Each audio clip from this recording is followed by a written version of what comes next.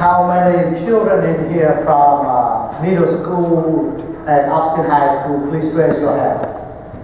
Very good. You took biology in school, right? I'm going to ask you a few questions to see how good you are, because I hate biology when I was in school. So I'm going to test you that. All right. If I divide this church just like this, I separate you on the left and on the right. And on this side, I give you nothing but water. Okay? I don't give you any food to eat. And on this side, I give you no water but all the food. You can eat as much as you want, but there's no water. And on this side, there's only water with no food. Which side gonna die first? The side with the food. Yes. Surprisingly, isn't that? I keep thinking the opposite. When I grew up, I remember when I was hungry, I told my mom, "Mom, I'm gonna die, I'm hungry." Mom said, "No, you won't die hungry anytime soon." And probably you know where I came from. For 17 years I grew up in Vietnam. Probably I go to bed hungry every night. So I know what that sense of hunger was. You know, for many of us who grow up here have no clue what it means to be hungry. You know, or even after church if we go over there and we have a party, all the children running up and you know, get in front of all the adults and get the food and say, "Get behind." You know, respect the elders. That's where I came from. And the mothers come, "Oh, Father, they're going to die of hunger." I said, "Don't worry, I buried them if they know. I'm right here. I'm right here. Don't worry about that." But you know, they're not going to die because they wait 5 minutes. You see what I try to say? If we don't have enough water, we will die faster. When I was young, I thought I would die out of hungry if it's 5 minutes late for meals or anything. Or when I go to bed at night hungry, I feel the sound of my stomach. You know, when you're hungry, they make more sounds than normal. And we thought we're going to die, but biology, we're not. And today, 5 times, you and I, along with Andreas in the choir, we sing, "My soul is thirsting for you, O Lord, my God." We didn't sing, "My soul is hungry for you, the Lord, my God." The word was thirsting. Thirsting is some very basic necessity that we cannot live without. The youth group, 2 weeks ago, we still have a car wash, I heard.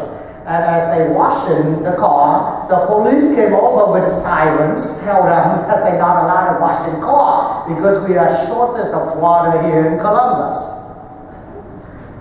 You hear that in South Africa, where people are starving, not just with food, but they don't have enough water, and they're dying out of it.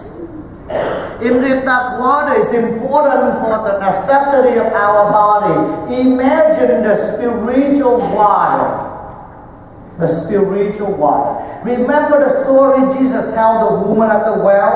"The water I will give you, you will never thirst again." The woman said, "Who are you? Are you greater than our ancestor Jacob who gave us this well?" Jesus said, "But you forget to know that I am the wellspring of that water." Now let's take a next step in your life and my life. How many of you here, now I'm not going to ask how much money you have in the bank, so you don't have to worry about that, okay? I'm not going to talk about money. But how many of you have a saving account? Raise your hand. Well, see, even high school kids have it. That's good. That's very good. All of us have a saving account. Why do you have a saving account? Because just in case, right, something happened, you have money for backup. Now, you don't put in the money in the safe and then you will say to yourself, "Now go ahead, burn down the house and get the saving now. I don't have a problem." We don't do that. We don't put it in the saving. We don't buy the insurance for the purpose that something's going to happen. But just in case something happened, we got the backup. Correct? That's why we do investment. That's why we do saving. That's why we buy insurance. Now, if we stop, Jesus decided to stop that wellspring of water for just a minute. Do we get a backup plan? Do any of us have a backup plan? Do any of us have a little saving? Any investment that we can use for? Many of us, sometimes we take things for granted. God given us too many, and sometimes we do that.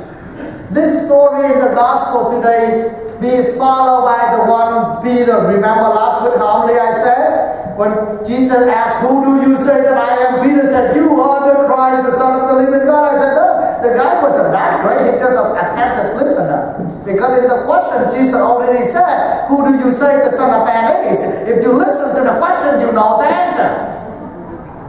That's last week humbly. And I said, the guy wasn't that great. But Jesus called him great because he know who Jesus is. So Jesus followed with that. And you are Peter, and on you I build this church. And I was inviting all of you to become every little rock, little sand to build that church. And now as soon as Jesus hyped Peter up, and the guy was feeling good because, hey, God called me good. God called me great. It wasn't Father Martino who told me how good I am. It's Jesus who told me how good I am. Today, God gave him a free fall, just like the white adventure drop. Satan, get behind me. You don't know what you're saying. Why was it? Because Peter stopped Jesus from doing God's will. Because Peter stopped Jesus from doing the will of the Father. How many times you and I, we have stopped others from doing the will of God? How many times we have said, oh my God, you don't know why you have to go to church today, you know? It's First Friday. Oh yeah, every month you have 12 First Friday. Let's go to the football game with me, you know? Well, who cares about it? How many times we have not only stopped them, we lead them away from where they want to go and see God. As probably rumors have been spreading out, so already a person came up to me and said, oh Father, thank you for putting back the visual mass. I said, who told you that? No, it is coming back, as you know. Your thirst, your hunger for God. I hear that, and I want to put it back.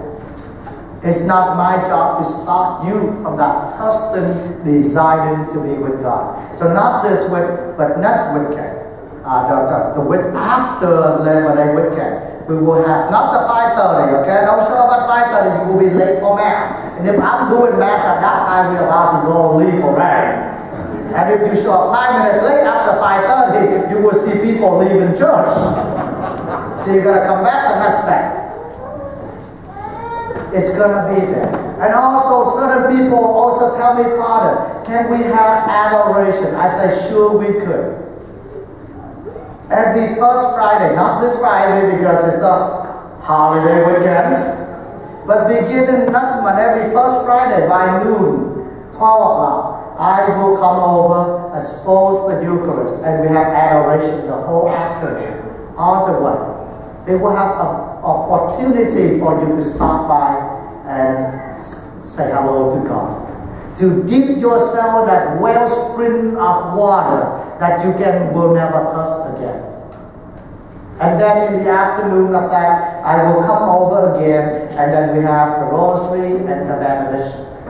And when we put back the Saturday Vigil Mass at 5 o'clock, at 4 o'clock I will be here available to bring you into reconciliation with God. But then I try to stop around 4:30 because I want to come back into the church and pray the rosary with the people. Those are the wellspring of water that will quench our thirst, that will help us to grow and we don't thirst again. As you heard, I said yesterday about I did the wedding that I don't even know what the couple was, right? One is Chinese, and half of the church are Chinese, and half are Vietnamese. The Vietnamese don't speak English.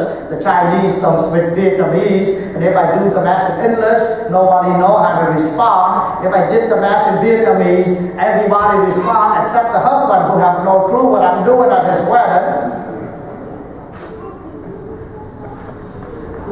But that couple when I give a very generic homily, because I told them I don't know who they are. So I just used the background and gave them a homily.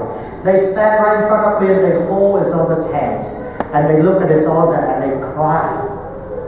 They shed their tears. Now I tell them that tears is the wellspring of God's love for them and the love for his altar. The mass words, I tell you, it just were all over places. Probably, I don't know if they have a rehearsal, or maybe they have a rehearsal with somebody else, and then I came in and do the mass. And as you know, Atlanta these days, they close out 75, like all the land, they have one land open on 75. I left here at 11 o'clock. I thought by 3 hours I should be able to get there by 2, right? I have plenty of time. No, I didn't get there until 3:05. So they all over, they never met me, they don't know who I am. My phone keeps ringing, they say, Father, where are you? I said, I'm on my way. They said, are you sure? I said, you call me a liar, boy.